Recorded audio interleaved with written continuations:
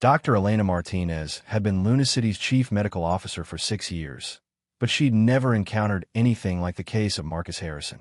His body remained in perfect stasis, every biological function suspended, yet his brain showed activity patterns that defied medical explanation. It's as if there are two different minds operating in the same neural substrate, she explained to Talon and the others as they stood around Harrison's medical pod. His original personality is still there, but it's been overlaid with something else. Something that uses neural pathways human brains don't possess. Is there any way to remove the overlay? Nina asked. I don't know. The alien presence has integrated itself so completely with his nervous system that attempting separation might destroy his original consciousness entirely. Talon studied the readouts flowing across the medical bay's displays. Her navigator enhancement allowed her to perceive patterns in the data that would have been invisible before, and what she saw troubled her deeply. The integration isn't random, she observed. The alien presence targeted specific memory centers, areas related to loyalty, purpose, and emotional attachment. It's not just controlling him, it's rewriting his fundamental motivations, which means it understands human psychology well enough to manipulate it, Alex added grimly. This isn't some mindless force. It's intelligent and calculating. Before anyone could respond, alarms began sounding throughout the medical bay. Dr. Martinez rushed to her console, her face paling as she read the incoming reports. 3 more cases in sectors 9, 12, and 18. Same symptoms, sudden behavioral changes, loss of integration with ARC systems, and hostile actions toward preservation efforts. It's spreading, Sarah said. Whatever's causing this is moving through the population. Talon felt a chill of understanding. Not spreading. Recruiting. Someone is choosing specific individuals and exposing them to the alien influence. But how do we identify who's doing it? Nina asked. With 10,000 people aboard, we can't monitor everyone. Yes, we can. Talon moved to the medical bay's central interface, placing her hands on the bioreactive panels. The ARC's systems monitor every person aboard. If someone is moving through the ship in patterns that correlate with the infection outbreaks, the navigation computers should be able to identify them. She let her consciousness merge with the ship's awareness, feeling the vast network of sensors and monitoring systems that track the movements and vital signs of every human aboard. The data flow was overwhelming at first, thousands of individual life patterns weaving through the corridors, but her navigator enhancement helped her process the information. There, she said after several minutes of analysis. Someone visited all 3 affected sectors within hours of the infection events. The same person each time. Who? Alex asked. The answer appeared on the medical bay's main display, and Talon felt her heart sink. Dr. Yuki Tanaka, the mineralogist who had first guided them to the core chamber, who had been part of her original exploration team. That's impossible, Sarah protested. Tanaka's been with us since the beginning. He helped us understand what was happening to the Ark. Did he? Talon thought back to their first encounter with Tanaka in the deep passages. He appeared out of nowhere, claiming to have been separated from his team. But what if that wasn't true? What if he was already compromised when we found him? Nina pulled up Tanaka's medical records on a secondary display. His integration levels have always been lower than average. I noticed it during the weekly health screenings, but attributed it to stress from his early exposure to the ARC systems. Lower integration would make him less detectable to the ship's monitoring, Martinez observed. If someone wanted to move through the ARC without triggering security protocols, partial integration might actually be an advantage. Talon was already accessing the navigation systems, tracing Tanaka's current location. He's in Sector 22, near the primary data archives. We need to get there before he compromises the historical records. They left Dr. Martinez to monitor the infected patients and rushed through Lunicity's corridors towards Sector 22. As they traveled, Talon noticed increasing signs of system disruption, flickering lights, erratic air currents, and patches of wall where the bioluminescent responses had gone dark entirely. The corruption is accelerating, she reported. If we don't stop this soon, it could compromise the ARC's fundamental systems. Sector 22 was one of the most important areas of the ship, housing the vast archives that contained the cultural and scientific heritage of dozens of civilizations. The corridors here hummed with information flow as millions of terabytes of data moved through the ship's consciousness. They found Tanaka in the central archive chamber, standing before a massive crystalline data core that pulsed with rainbow light. His hands were pressed against the crystal's surface, and dark veins of corruption spread outward from his touch like ink in water. "Tanaka, stop!" Talon called out. He turned to face them, and she saw immediately that he was far more deeply compromised than Harrison had been.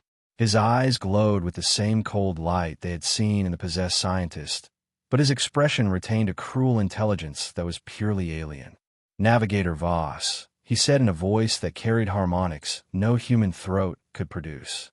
"You have been most persistent in your interference, but you cannot stop what has already begun. What do you want?" she asked, stalling for time while her navigator awareness probed the chamber systems for some way to neutralize him. "What we have always wanted. The cessation of growth. The return to silence. Your species' tendency to spread and multiply and create is an aberration that must be corrected. You're one of the devourers," Alex realized. "Not one of them," Tanaka's corrupted form replied. "I am their herald, their advanced scout. I have been aboard this ark for longer than you can imagine, waiting for the moment when its cargo could be turned against itself." The crystalline data core behind him pulsed with increasingly dark light as the corruption spread through the archives. Talon could sense irreplaceable information being destroyed, the accumulated knowledge of civilizations that had taken millions of years to develop. "How long?" she asked. "Since the ark departed the previous galaxy, 3 million years ago. I have been patient, navigator. I have watched cargo after cargo of breeding species arrive, flourish, and depart. But this time will be different. This time, the garden will never be planted." Through her connection to the ship's systems, Talon suddenly understood the full scope of the threat. The entity possessing Tanaka wasn't just corrupting the current human population. It was systematically destroying the genetic archives, the cultural databases, and the technological blueprints that would allow successful colonization of new worlds. "You're not trying to kill us," she said. "You're trying to make us useless. Even if we reach Andromeda, we won't have the resources to establish viable colonies." "Precisely. And when your species fails and dies out on some barren world, the devourers will arrive to cleanse away even the memory of your existence." The corruption in the data core had spread to nearly half the crystalline matrix. In minutes, it would reach the core systems, and the damage would be irreversible. But Tanaka had made a mistake. By revealing the full extent of his plan, he had also revealed his vulnerability. "Nina, Alex, get to the emergency isolation controls," Talon ordered. "When I give the signal, cut power to this entire sector. That'll trap us in here with him." Alex protested. "Trust me." Talon approached the data core, ignoring Tanaka's hostile presence, and placed her hands on an uncorrupted section of the crystal matrix. Instead of fighting the alien influence directly, she reached deeper, past the archives, past the ship's conscious systems, down to the fundamental code that governed the ark's existence. "What are you doing?" Tanaka demanded, his voice rising with something that might have been alarm. "Something you didn't expect," Talon replied. "You've been aboard this ship for millions of years, but you never truly understood what it is." She found what she was looking for, the deepest level of the architect's programming, the core directives that had governed the ark's mission since its creation. And there, buried in quantum encryption that predated human civilization, she discovered something remarkable. The architects had known about entities like the one possessing Tanaka. They had encountered the Devourer's advanced scouts before, and they had built defenses into the ark's very structure. "Now," she shouted. Power cut out across Sector 22, plunging them into darkness. But in that darkness, something else awakened. An immune system that the architect had embedded in the ship's quantum substrate. Ancient programs stirred to life, recognizing the alien presence, and moving to isolate it. Tanaka screamed, a sound that mixed human vocal cords with alien harmonics. The entity possessing him fought against the architect's defenses, but it was too late. The ark's immune system had identified the infection and was systematically purging it from the ship's consciousness. "Impossible!" Tanaka gasped as the alien light faded from his eyes. "The defenses were dormant. We confirmed their inactivity before beginning the infiltration." "They weren't dormant," Talon said, maintaining her connection to the deepest levels of the ship's programming. They were waiting for a navigator to activate them. The architects didn't trust automatic systems to distinguish between beneficial and harmful consciousness integration. They required conscious choice. The crystalline data core began to pulse with clean light as the corruption was systematically eliminated. The knowledge of dozens of civilizations flowed back into the archives, saved from destruction by defense systems that had waited millions of years for activation. But as the alien presence was purged from Tanaka's consciousness, his body collapsed. The integration had been too complete, too invasive.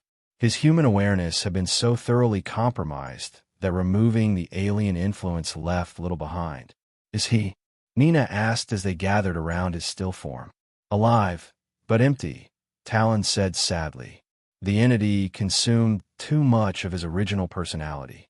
He's breathing, but everything that made him Tanaka is gone.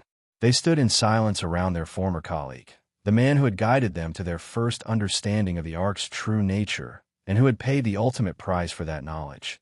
Not death, but the complete loss of self. There will be others, Sarah said quietly. If this entity has been aboard for millions of years, it must have established other footholds in the ship's systems. Talon nodded, her navigator awareness already scanning for signs of corruption in distant sections of the Ark. But now we know how to fight back. The architect's immune system is active, and it's learning to recognize the alien influence patterns. What about the people who were infected through Harrison and the others? Alex asked. Can they be saved? I think so. The immune system can purge the alien presence without destroying the host consciousness, as long as the integration isn't too deep. Talon looked down at Tanaka's empty shell. Some we can save. Others. She didn't need to finish the sentence.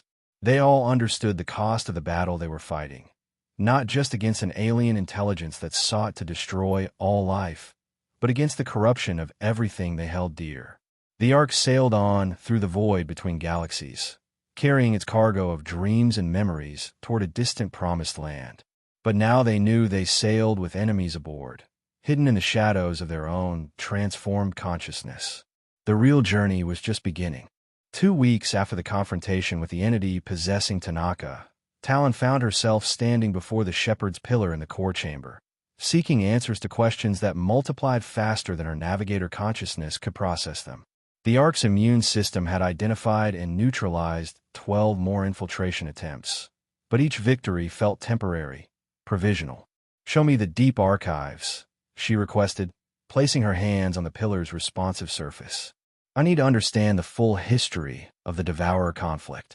The chamber transformed around her, walls and ceiling dissolving into a three-dimensional representation of galactic history spanning billions of years. She found herself floating through time and space, watching the rise and fall of civilizations like accelerated seasons. You seek understanding of the eternal war. The shepherd's presence spoke directly into her mind. Are you prepared for the burden such knowledge brings? I'm prepared for whatever it takes to protect the people in my care. Very well. Observe the first encounter. The display shifted to show a galaxy she didn't recognize, its spiral arms crowded with young stars and vibrant worlds. As she watched, dark shadows began moving between the star systems. Not ships, but something far more disturbing. Voids in space itself, regions where matter and energy simply ceased to exist. What are they? She asked. The Devourers are not a species, as you understand the concept. They are entropy given consciousness, vacuum that has learned to hunger. They exist in the spaces between dimensions, emerging into normal space only to feed. The shadows touched one of the vibrant worlds, and Talon watched in horror as the planet didn't just die. It was unmade, reduced to fundamental particles that dispersed into the cosmic background radiation.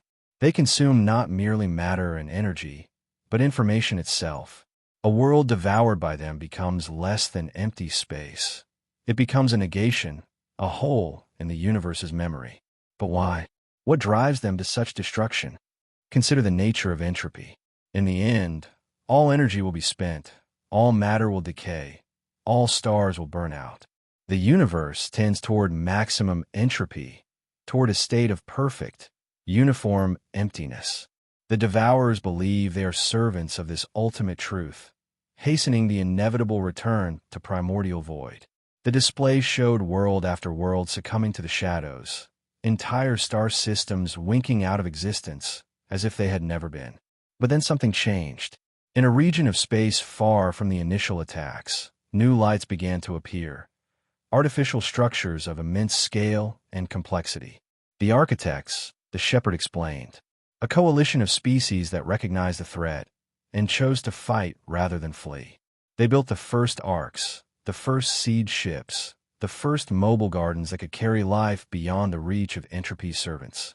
Talon watched the architects' war unfold across millennia. It was not a conflict of weapons and armies, but a race between creation and destruction.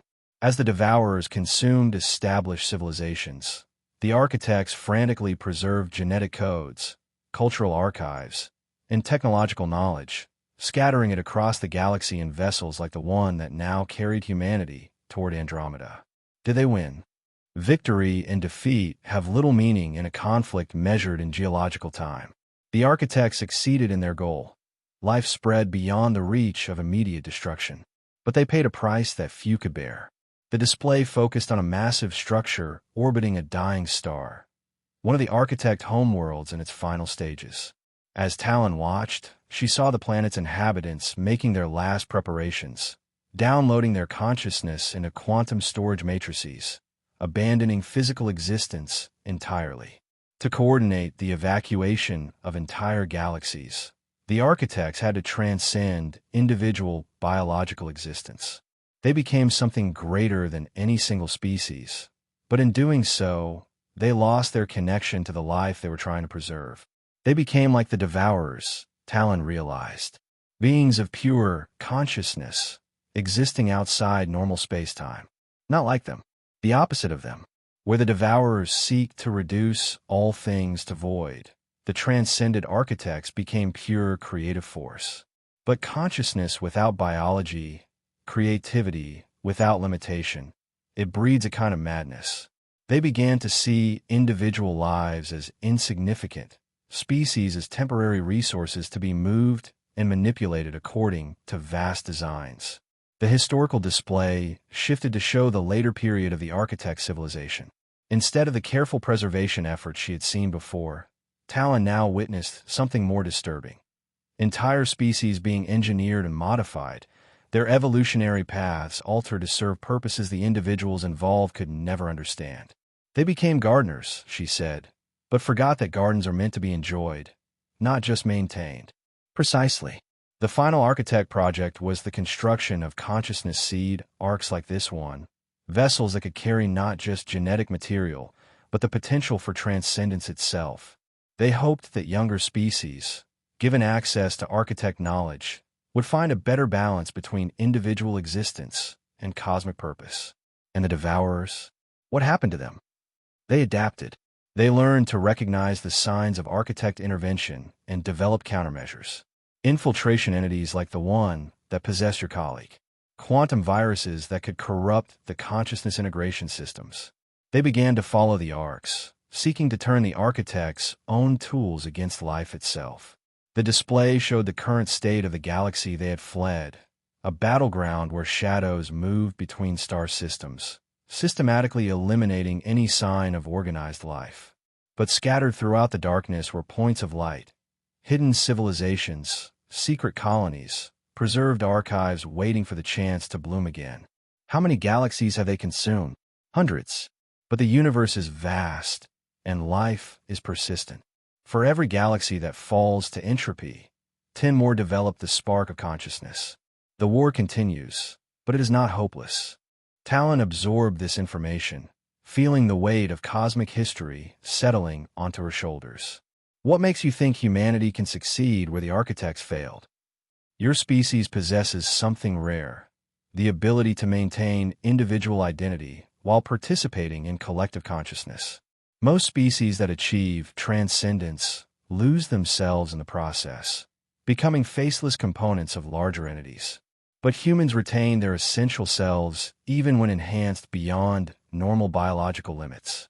Is that why we were chosen for this particular arc? Partially. But But there is another reason. The shepherd's presence grew more intense, more focused. This arc carries something unique, a complete quantum map of the multiverse itself, including dimensions where the Devourers cannot follow. If humanity can learn to navigate not just space, but reality itself, you could establish sanctuaries beyond the reach of entropy's servants. The implications staggered her. Travel between dimensions, realities where the laws of physics might be completely different, spaces where life could flourish without fear of cosmic predators. Why didn't the architects use this knowledge themselves? They tried. But transcendent consciousness cannot easily cross dimensional boundaries. It requires the kind of individual will and creativity that they had sacrificed for cosmic perspective. You, Navigator Voss, possess both the enhancement necessary to understand the quantum maps and the essential humanity needed to traverse them. The chamber began to return to its normal configuration, but before the historical display faded entirely, Talon saw one final image. A view of the Andromeda Galaxy as it would appear from their destination point. But something was wrong. The galaxy's edges showed signs of the same shadows they had fled from in the Milky Way. The Devourers are already there, she said. Not yet, but they will be. The entity that infiltrated this arc has been sending quantum signals across the void, informing its masters of our destination. We have perhaps 50 years of subjective time before they arrive in force. 50 years to establish not just colonies, but dimensional gateways to realities they can't follow. Yes, and to do so, you must first purge this arc completely of Devourer influence. The entity possessing Dr. Tanaka was only one of many infiltration attempts. The true threat lies deeper, in the arc's fundamental systems. Talon felt a chill of understanding. There's something else aboard. Something that's been here longer than the Tanaka entity. Much longer. Since the arc's construction, in fact, the architects themselves were infiltrated during the final stages of their transcendence. One of their number was corrupted, turned into a Devourer agent while retaining all the knowledge and abilities of its original form.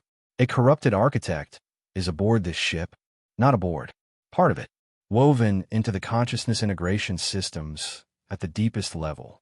It has been dormant for millions of years, waiting for a cargo with sufficient potential to justify revealing itself. The weight of this revelation nearly overwhelmed her navigator consciousness. Everything they had accomplished, the awakening of the ship's immune system, the enhancement of human consciousness, their growing understanding of their cosmic role, all of it had been observed and potentially compromised by an entity with billions of years of experience in corruption and destruction.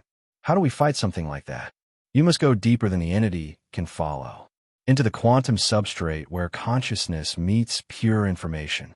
There, you will find the original architect programming, the uncorrupted code that governs this ship's deepest purpose. And if I fail, then this arc becomes another tool of entropy, carrying not salvation, but destruction to any worlds it encounters. The genetic archives become plague seeds, the cultural databases become corruption vectors, and the enhanced humans become unwitting agents of universal emptiness. Talon stood in the transformed chamber, feeling the vast weight of the ship around her. Millions of tons of ancient technology, thousands of human lives depending on her ability to comprehend and overcome threats that operated on a cosmic scale. But she also felt something else, the stubborn human refusal to surrender in the face of impossible odds. The same impulse that had driven her species to reach for the stars despite their biological limitations, that had enabled them to maintain individual identity while accepting transcendent enhancement. "Show me the way to the quantum substrate," she said. "It's time to have a conversation with a corrupted god." Navigator, the shepherd's voice carried what might have been the echo of ancient pride. Remember that you carry within you the dreams of every species this arc has preserved. You are not facing this challenge alone. As passages opened in the chamber floor, leading to depths that existed more in conceptual space than physical reality, Talon descended toward a confrontation that would determine not just humanity's fate, but the future of consciousness itself in an uncaring universe. Behind her, the star map continued its silent rotation, showing the path between galaxies and the inexorable approach of shadows that sought to reduce all of creation to the perfect emptiness of the void between dimensions. The real journey was about to begin. The descent into the quantum substrate felt less like movement through space and more like dissolution into pure mathematics. Talon's enhanced consciousness navigated pathways that existed as probability cascades and information flows, her human awareness struggling to maintain coherence in an environment where identity itself was just another variable in an infinite equation. Careful, navigator, the shepherd's presence warned as she moved deeper into the ship's quantum foundation.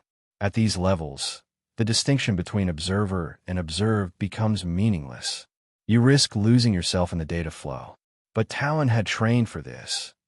Hours of meditation and consciousness expansion exercises, learning to maintain her essential self while interfacing with systems that operated beyond human comprehension. She focused on the core memory that defined her, standing in Luna City's engineering bay, watching Earth die, choosing to step forward into uncertainty rather than retreat into denial. The quantum substrate revealed itself as a vast network of crystalline structures that existed in 11 dimensions simultaneously. Each crystal contained the compressed essence of entire civilizations, not just their genetic codes and cultural archives, but the fundamental patterns of consciousness that made them what they were. And threaded through it all, like dark veins in marble, was the corruption she had come to fight. So you have arrived at last. The voice spoke directly into the quantum field around her, carrying harmonics that hurt to perceive. It was vast, ancient, and utterly alien, yet it retained echoes of something that had once been recognizably similar to the architects she had encountered in the historical archives. I am Null Arch, last and greatest of the architects, shepherd of entropy, gardener of the void. I have waited so long for a navigator to develop sufficient skill to reach these depths. You're the corrupted architect the shepherd warned me about. Corrupted? No, child. Enlightened. I alone among my people recognize the ultimate truth, that consciousness is a disease, an aberration in the natural order of the universe. All the complexity and beauty and suffering that your species cherishes so deeply is nothing but a temporary malfunction in the cosmic machinery. The quantum crystals around them pulsed with diseased light as Nullarka's presence pressed against Talon's consciousness. She could feel it probing her enhanced awareness, seeking weaknesses, points of entry where its influence could take hold. I have spent millions of years perfecting the art of unmaking. Watch and understand. The space around them shifted, showing her visions of worlds that had fallen to Nullarka's influence. But these weren't the simple destruction she had seen in the historical archives. These worlds had been turned against themselves, their inhabitants becoming willing participants in their own erasure, their greatest achievements transformed into instruments of annihilation. Your species shows such promise, Nullarch continued. The capacity for individual identity within collective consciousness. It will make the final unmaking so much more poetic. Each human will retain their essential self just long enough to understand what they are destroying. Why tell me this? Why reveal your presence at all? Because I require your cooperation, navigator. The quantum maps you seek to access, the pathways to alternate dimensions, I need them opened. But the security protocols require conscious choice from an enhanced human navigator. I cannot simply take control, as I did with your Dr. Tanaka. You must choose to give me access. Talon felt a moment of cold understanding. The sabotage, the infected crew members, all of it was just to get my attention. To bring me down here where you could make your offer directly. Precisely. And it is truly an offer, not a threat. I could destroy this ark entirely, turn it into a weapon against whatever worlds you might have reached. But that would be inelegant. Far better to preserve your species' essential nature while redirecting their purpose. The visions around them shifted to show possible futures. Humanity spreading across Andromeda, not as gardeners of life, but as agents of systematic entropy. Worlds would bloom under their influence, develop complex civilizations, achieve transcendence, and then carefully, lovingly, undo it all. Consider the beauty of it, navigator. Perfect cycles of creation and destruction. Consciousness arising just long enough to appreciate the elegance of its own dissolution. Your species could become artists of emptiness, sculptors of the void. And you think I would agree to this? I think you are intelligent enough to recognize inevitability. The Devourers will reach Andromeda, whether you cooperate or not. The choice is not between salvation and destruction. It is between quick annihilation and beautiful, meaningful entropy. Talon let her consciousness expand, feeling the quantum substrate's vast information network. Through her navigator enhancement, she could perceive the ship's complete structure, every system, every passenger, every stored fragment of civilization. And she could see how Nullarka's corruption had spread through it all, subtle influences that had been accumulating for millions of years. But she could also see something else. The immune system she had activated was still active, still learning, still growing stronger. And in the deepest levels of the quantum crystals, she sensed other presences, fragments of the original architects, trapped but not destroyed by Nullarka's corruption. You're not the only one down here, are you? Nullarka's presence flickered with what might have been surprise. Impossible. I consumed my siblings eons ago. Their consciousness patterns were integrated into my own matrix. Integrated, but not destroyed.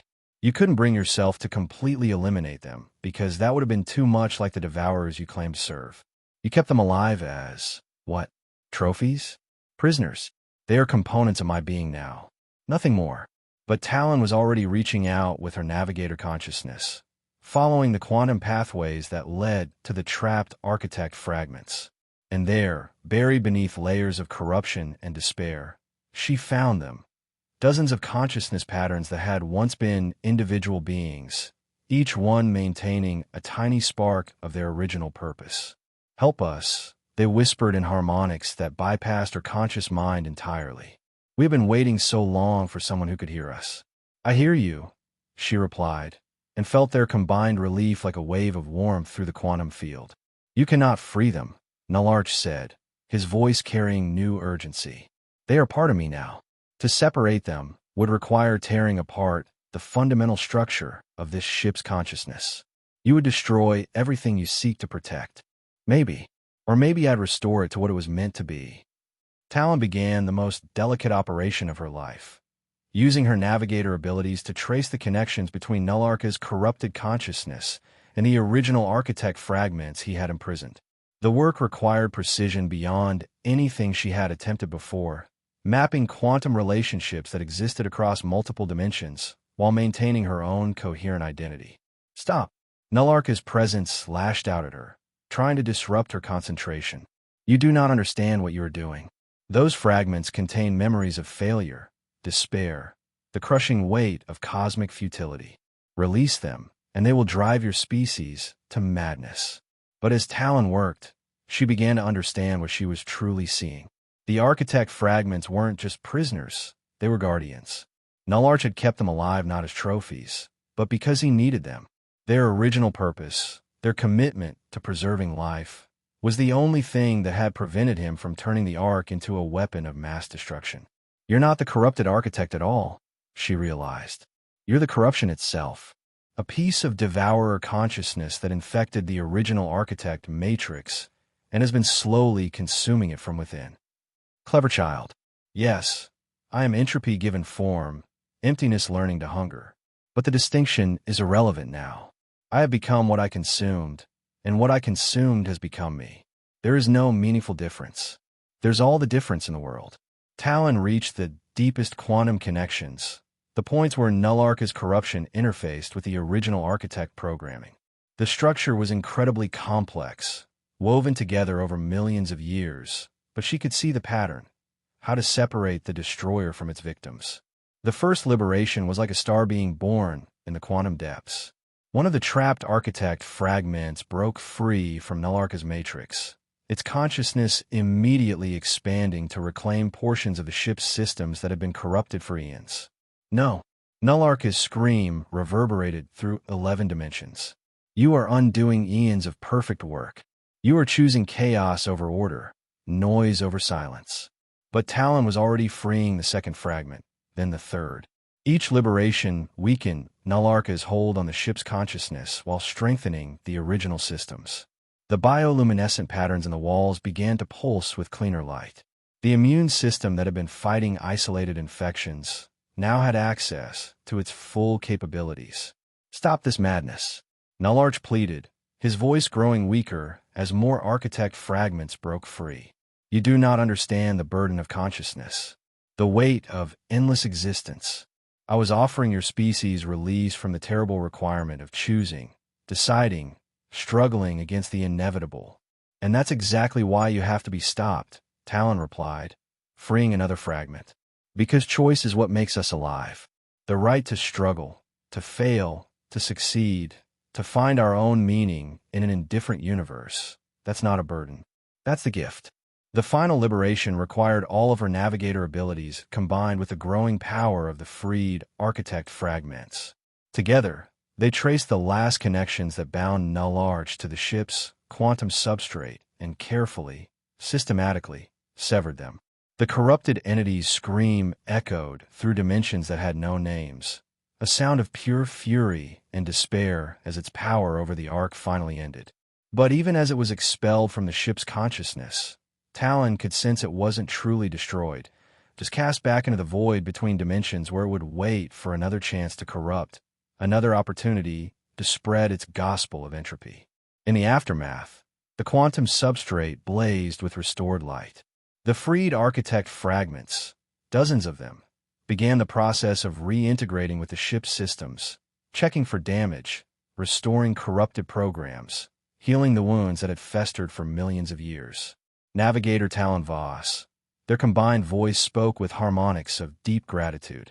"You have given us back our purpose. How can we repay such a gift?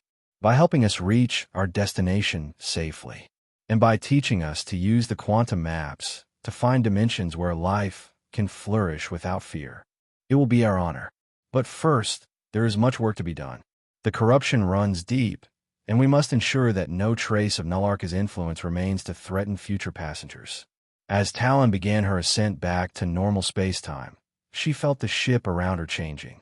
The immune system was now fully active, the quantum substrate hummed with restored purpose, and throughout Luna City, she could sense the human population beginning to experience the enhanced integration that had been blocked for so long. They had won this battle, but she knew the war was far from over. Somewhere in the void between galaxies, Devourer forces were still pursuing them. The entity called Nullarch would eventually find another host, another opportunity to spread its influence. But for now, the Ark was clean, the gardens could grow, and humanity could continue its journey toward whatever destiny awaited among the stars of Andromeda. The real question was whether they would be strong enough to face what they found when they arrived. 2 years after the liberation of the quantum substrate, or 8 subjective years within the Ark's compressed time field, Talon stood on the observation deck of what had once been Luna City's main plaza, watching the Andromeda galaxy grow from a distant smudge of light into a magnificent spiral of 2 trillion stars. They were still 6 months out from their destination world, but already the navigational sensors were detecting the signs they had hoped to find: young planets, stable star systems, and the quantum signatures that indicated reality was thin enough here to allow dimensional travel. But they were also detecting something else. "The advanced probes have confirmed our worst fears," Dr. Chen reported during the morning briefing. His hair had gone completely silver during the journey, and his face bore the weight of responsibility for 10,000 human lives. There are Devourer ships already in the Andromeda system. 3 confirmed contacts, possibly more. Nina, now serving as the chief of biological operations, pulled up a holographic display showing the probe data. "They're not attacking the worlds we've identified as suitable for colonization. They're waiting, as if they know exactly where we're heading." "Because they do know," Talon said grimly. "Nullarch managed to transmit our flight plan before we expelled him from the ship's systems. The Devourers have had 2 years to prepare for our arrival." Alex, whose role as chief technician had evolved into something closer to a priest of the ship's mechanical mysteries, leaned forward in his chair. "So what do we do? We can't return to the Milky Way. Earth is gone, and there's nothing left for us there. But flying directly into a Devourer ambush doesn't seem like a viable option either." Sarah, her world-seer abilities now enhanced by direct interface with the ship's quantum sensors, gestured and the display shifted to show the dimensional analysis data they had been collecting. Maybe we don't have to choose between those options. The quantum map data Talon recovered shows several dimensional nexus points in this region of space. We could potentially establish our colonies in parallel realities where the Devourers can't follow. Potentially, Talon emphasized. We've run hundreds of simulations, but we've never actually tested dimensional translation on this scale. Moving 10,000 people and all our equipment into an alternate reality. There are so many variables we can't account for. Perhaps came a new voice in their consciousness. It is time for a different perspective. The meeting room filled with the presence of the liberated architect fragments, their combined consciousness now serving as the ship's primary guidance system. Over the months since their freedom, they had become increasingly involved in planning humanity's future, their vast experience balancing human intuition and ambition. We have been analyzing the quantum maps in detail, the architects continued. There are indeed dimensional nexus points in the Andromeda system that could serve your purposes. But accessing them will require more than technical knowledge. It will require the kind of conscious choice that only enhanced humans can make. What do you mean? Chen asked. Dimensional translation is not merely a matter of technology. It requires a collective act of will, a shared decision by an entire species to literally choose which reality they wish to inhabit. The enhanced consciousness integration you have achieved makes this possible, but only if your people act in true unity. Talon felt a chill of understanding. You're talking about more than just moving to another dimension. You're talking about humanity consciously evolving into something new. Yes, the reality you would enter is one where consciousness itself has greater influence over physical laws. Your species would become true gardeners, not just planting life on worlds, but actively shaping reality to support that life. And the cost? Nina asked, her scientific training making her suspicious of offers that seemed too good to be true. The loss of naive innocence. Once a species achieves conscious control over dimensional reality, they can never again pretend that the universe is something that simply happens to them. They become responsible for the shape of existence itself. The weight of this revelation settled over the meeting room like a heavy blanket. They were being offered godhood, essentially, the ability to shape reality through collective will. But with it came the eternal responsibility of choosing wisely, of ensuring that their influence served life rather than entropy. How long do we have to decide? Talon asked. The Devourer ships will reach our projected arrival point in approximately 4 months. However, the dimensional nexus points are only accessible during specific quantum alignments that occur roughly once every 50 years. The next alignment begins in 3 months and lasts for only 6 weeks. So we have to decide within the next 3 months whether to risk dimensional translation or face the Devourers in normal space, Chen summarized. That is correct. And there is one more factor to consider. If you choose dimensional translation and succeed, you will be cutting yourself off from this reality permanently. There would be no return, no possibility of rescue if things go wrong in your new dimensional home. The meeting continued for several more hours, but Talon found her attention drifting to the observation windows and the growing light of Andromeda. Somewhere in that galaxy of 2 trillion stars, 3 Devourer ships waited to destroy or corrupt everything humanity might accomplish. The choice they faced was between certain conflict and uncertain transcendence. After the formal meeting ended, she made her way to the deep chambers where the recovered architect archives were stored. The vast crystalline matrices contain the cultural memories of dozens of civilizations, including records of other species that had faced similar choices. Show me the precedents, she requested, placing her hands on the nearest crystal interface. The archives responded by filling her consciousness with case studies spanning millions of years. She saw species that had chosen dimensional translation and flourished, building gardens of reality that supported life forms impossible in normal space. But she also saw species that had made the same choice and lost themselves, becoming so divorced from physical existence that they forgot the importance of individual consciousness. And she saw species that had chosen to fight the Devourers directly. Some had succeeded through technological superiority or sheer determination. But many had fallen, their worlds consumed, Their achievements reduced to quantum static in the archives of ships like the one that now carried humanity toward an uncertain future. There's no guarantee either way, she murmured to herself. No, agreed the shepherd's presence, manifesting in the archive chamber. But that is the nature of choice. If the outcome were certain, it would not truly be a choice at all. What would you do? If you were human, facing this decision, what would you choose?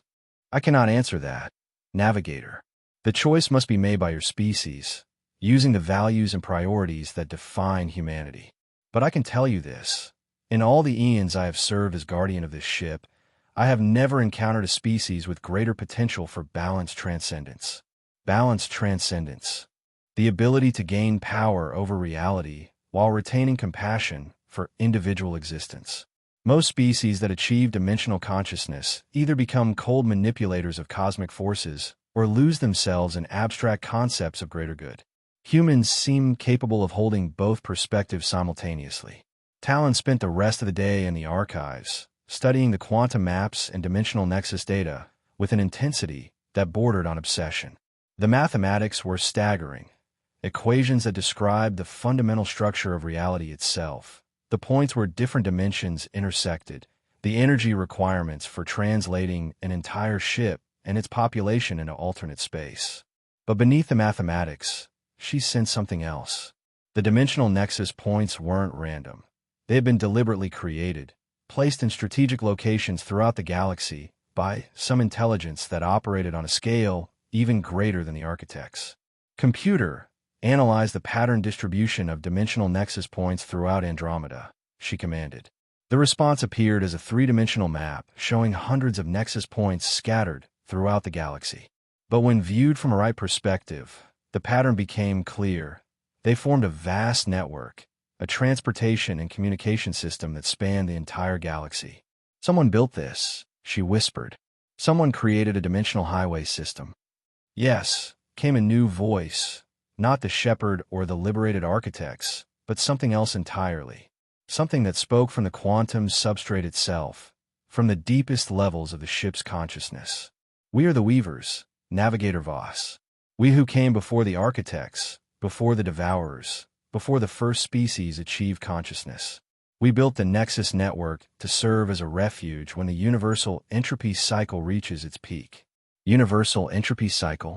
What your architects called the devourer invasion is merely one phase of a cosmic process that repeats every few billion years. The universe expands, life develops, achieves transcendence, and then something emerges to reset the cycle back to fundamental simplicity. But each cycle, some consciousness survives to see the next iteration. The implications staggered her. The devourers weren't invaders from outside the universe. They were part of the universe's own mechanism for renewal, like a forest fire that clears old growth to make room for new life. But that means fighting them is futile. If they're part of the cosmic cycle itself, not futile, necessary. The cycle requires both forces, creation and destruction, complexity and simplicity, consciousness and entropy. Your species has the potential to become gardeners not just of individual worlds, but of entire reality cycles. By using the dimensional nexus network. Yes, each nexus point leads to a reality where the entropy cycle is at a different phase. Some are young universes where the first stars are forming. Others are ancient realities where transcendent beings tend gardens of pure thought. By learning to navigate between them, your species could ensure that consciousness never truly dies. It simply moves to wherever conditions are most favorable. Talon felt the weight of cosmic responsibility settling on her shoulders. They weren't just choosing between fight and flight. They were choosing whether to accept a role and maintaining the balance of existence itself. I need to discuss this with the others, she said finally. Of course. But remember, Navigator, the choice must be made collectively. No individual, no matter how enhanced, can make this decision for an entire species. Humanity must choose its destiny with one voice. As she left the archives and made her way back toward the inhabited sections of Luna City, Talon wondered if such unity was even possible. 10,000 people, each with their own fears, dreams, and opinions about humanity's future. How could they possibly reach consensus on something so monumentally important? But as she walked through the transformed corridors, seeing the bioluminescent patterns pulse in harmony with the footsteps of passing residents, feeling the subtle background presence of enhanced consciousness integration, she began to understand. Humanity had already begun to change. The question wasn't whether they could achieve unity. It was whether they would choose to use that unity for transcendence or for something simpler and more familiar. The answer would determine not just their own fate, but the future of consciousness in a universe balanced between creation and entropy. And they had less than 3 months to decide. The Great Assembly filled what had once been Luna City's central plaza, but the space had been transformed beyond recognition. The walls had become transparent, offering an unobstructed view of the Andromeda Galaxy spread across the starfield ahead. 10,000 humans gathered in clusters that formed naturally around family groups, professional associations, and the new social bonds that had developed during their journey between galaxies. At the center of the assembly, Talon stood with her original exploration team. Alex, Nina, Sarah, and the shell that had once been Dr. Tanaka, now cared for by the medical staff as a reminder of what they had faced and overcome. Around them, other enhanced humans served as focal points for group consciousness, their navigator, technician, bioarchive, and world seer abilities allowing them to share complex information with their communities through direct mental interface. Dr. Chun, his role as mission coordinator, making him the closest thing they had to a leader, stepped forward to address the assembly. "We have reached the moment of final choice," he began, his voice carrying to every corner of the space through the ship's communication systems. "Ahead of us lies the Andromeda Galaxy, with worlds suitable for human colonization. But also ahead of us are devourer ships that will attempt to prevent or corrupt that colonization." He gestured, and the transparent walls filled with displays showing their options. "We can choose to fight, using the weapons and defenses this ship provides to establish ourselves in normal space. We can choose to hide, seeking out worlds and remote systems where the devourers might not find us for generations. Or we can choose transcendence, using the dimensional nexus network to establish our colonies in parallel realities." A murmur ran through the assembly as people discussed the options with their neighbors. Through her navigator enhancement, Talon could sense the emotional currents flowing through the crowd, fear and hope in roughly equal measure, with undercurrents of excitement and determination. "Before we vote," Chun continued, "each of our enhanced coordinators will share what they have learned about these choices." Alex spoke first, his technician abilities allowing him to interface directly with the ship's tactical systems. "Fighting the devourers in normal space would require us to become something we're not, a military force focused on destruction rather than creation. We have the technology to succeed, but the cost would be the transformation of human civilization into something primarily defined by warfare." Nina stepped forward next, her bioarchive knowledge encompassing the experiences of dozens of previous species. "Hiding would preserve our essential nature, but limit our growth. The genetic archives we carry are designed to seed multiple worlds, to give life the best possible chance to develop in diverse directions. Confining ourselves to a few hidden colonies would waste that potential." Sarah's world seer abilities had been focused on the dimensional nexus analysis. Transcendence offers unlimited potential, but also unlimited responsibility. In the alternate realities accessible through the Nexus network, our consciousness would have direct influence over physical laws. We could literally think new worlds into existence. But we would also be responsible for maintaining the balance between creation and entropy across multiple dimensions. Finally, Talon shared what she had learned from the Weaver's archives. "The choice we make here will determine not just our own future, but our role in the cosmic cycle itself. We can be refugees, survivors, conquerors, or gardeners on a universal scale. Each path is valid. Each path has its costs and benefits." She paused, looking out at the sea of human faces, scientists and engineers, families with children, artists and philosophers, all of them transformed by their journey, but still recognizably human. "But there's something else you need to know. The Weavers have offered us access to their archives, the collected knowledge of every species that has faced this choice over the past billion years. If we choose transcendence, we won't be alone. We'll be joining a community of consciousness that spans multiple realities. The debate that followed lasted for hours.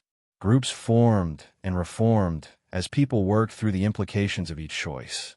Arguments erupted and resolved as the enhanced integration systems helped participants share not just ideas, but emotional understanding. Through it all, Talon watched and listened, using her navigator abilities to sense the deep currents of opinion flowing through the assembly. Gradually, a consensus began to emerge, not through persuasion or voting, but through the kind of collective understanding that had become possible only after their consciousness enhancement. When Dr. Chun called for the final expression of choice, the response came not as individual votes, but as a harmonic resonance that filled the assembly space with sound. 10,000 voices speaking as one, their enhanced consciousness integration allowing them to achieve the kind of unity that had once been only theoretical. Transcendence. The assembly sang in harmonies that incorporated mathematical principles and emotional truths in equal measure. We choose to become gardeners of reality itself. The decision triggered immediate changes throughout the ship. Ancient systems that had been dormant since the architect's time came online, preparing for dimensional translation. The quantum substrate began to resonate with frequencies that existed outside normal space-time. And in the deep archives, the Weaver's presence grew stronger as they prepared to welcome humanity into their eternal community. Talon felt the ship around them beginning to phase in and out of normal reality as the dimensional translation process began. Through the transparent walls, she could see the Devourer ships in the distance, their dark forms growing larger as they moved to intercept the Ark. But they would be too late. The dimensional nexus was opening, reality was becoming fluid, and humanity was about to step through the looking glass into a universe where dreams could literally reshape the world. "Are you ready?" she asked her companions as space-time began to fold around them. "Are any of us?" Alex replied with a grin that mixed excitement and terror in equal measure. The translation itself was beyond description, a moment when individual consciousness expanded to encompass multiple realities simultaneously, when the boundaries between thought and physics dissolved, when humanity took its first step into a role they had never imagined possible. When the process completed, they found themselves orbiting a world that was familiar yet impossible. Earth hung before them, but not the Earth they had lost. This was Earth as it might have been if consciousness had shaped its development from the beginning. A world where forests sang, where oceans pulsed with bioluminescent thought patterns, where mountains rose in mathematical spirals that pleased both the eye and the mind. "Welcome, young gardeners." The Weaver's voice resonated through dimensions that had no names. "Your education begins now." And in the transformed ship that had carried them across the void between galaxies, 10,000 humans began to learn what it meant to be responsible for the shape of reality itself.